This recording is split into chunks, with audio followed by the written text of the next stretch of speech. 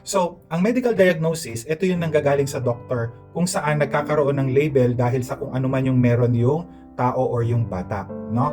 At ang disability naman, ito naman yung nagpa-pertain sa kung ano yung nagpipigil or yung hindi katulad ng walang disability na na-access niya yung kung ano man yung typical or normal na ginagawa. Kaya ko po gustong i-differentiate because not all with medical diagnosis have disability. Ano pong ibig sabihin nun?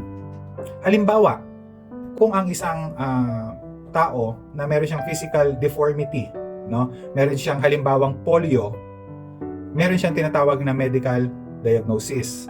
Ngunit kung ang polio na ito ay hindi naman nagiging hadlang sa kanyang pang-araw-araw na pamumuhay, meron siyang diagnosis, pero hindi ito hadlang, hindi ito pumipigil sa kanyang ginagawa. Kung halimbawang siya man ay let's say bank teller, siya man ay front desk ng isang hotel, hindi ito nagiging disability sa kanya.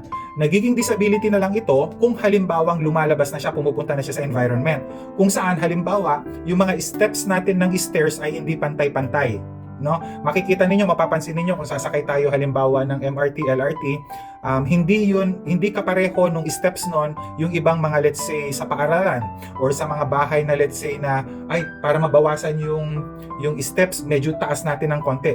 It becomes a disability mainly because mas mahihirapan siya na umakyat doon sa hagdanan, ano? So, maganda na makita natin itong difference nito because sa susunod, doon natin malalaman kung papaano natin titingnan ang kalagayan sa loob ng ating classroom.